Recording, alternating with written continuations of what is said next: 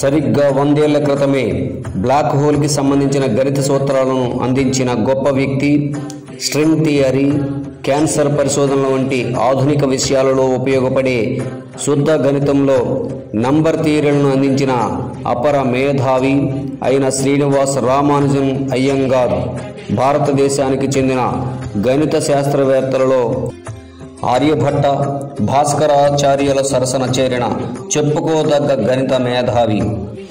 ఈయన యొక్క 125వ జయంతి సందర్భంగా అప్పటి కేంద్ర ప్రభుత్వం 2012లో డిసెంబర్ 22ను జాతీయ గణిత దినోత్సవంగా ప్రకటించడం జరిగింది. శ్రీనివాస రామానుజన్ ఒక నిరుపేద బ్రాహ్మణ కుటుంబమైన శ్రీనివాస అయ్యంగార్, కోమలాట్ అమ్మాల్ దంపతులకు 1887 డిసెంబర్ 22న మద్రాస్ ప్రెసిడెన్సీలోని ఈరోడ్లో జన్మించారు. ఈయనలోని అసాధారణమైన ప్రతిభను గుర్తించి ఇంగ్లాండ్లోని కేంబ్రిడ్జ్ యూనివర్సిటీకి చెందిన జిహెచ్ హార్డీ అనే గణిత శాస్త్రవేత్త రామానుజన్ కేంబ్రిడ్జ్ యూనివర్సిటీకి వచ్చే ఏర్పాట్లు చేశాడు. తన 32 ఏళ్ల స్వల్ప జీవితంలోనే రామానుజన్ స్వతంత్రంగా దాదాపు 3900 పరిశోధనా ఫలితాలను వెల్లడించారు.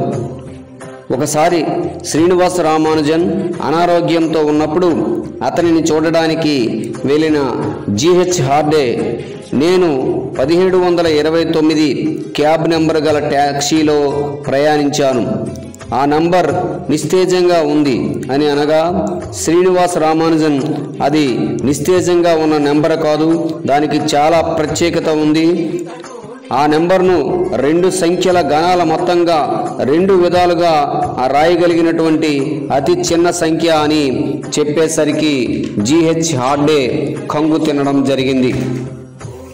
హార్డీ తాను గణిత శాస్త్రానికి చేసిన సేవల్లో శ్రీనివాస రామానుజన్ను గుర్తించడమే గొప్ప సేవగా స్వయంగా చెప్పుకున్నారంటే శ్రీనివాస రామానుజన్ గొప్పతనం అర్థం చేసుకోవచ్చు. అలాంటి గొప్ప వ్యక్తి అతి చిన్న వయసులోనే 1920 ఏప్రిల్ 26న పరమపదించడం మన దేశానికే కాకుండా ప్రపంచ గణిత శాస్త్రానికి తీరని లోటుగా చెప్పవచ్చు. ఇప్పుడు నిత్య జీవితంలో గణిత శాస్త్రం యొక్క ఉపయోగాలు కొన్ని చెప్పుకుందాం.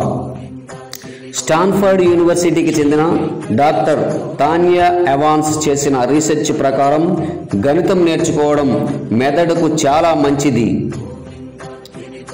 ధనం మూలం ఇదం జగత్ అంటారు. మరి ఆ ధనం లేదా డబ్బు లెక్క పెట్టుకోవడానికి, వాడుకోవడానికి గణితం చాలా అవసరం. గూడు కట్టాలన్నా, గుడ్డ కుట్టాలన్నా, చివరికి వంట చేయాలన్నా గణితమే అవసరం. గణితం అన్ని సబ్జెక్టుల్లోనూ అవసరం ఉంటుంది.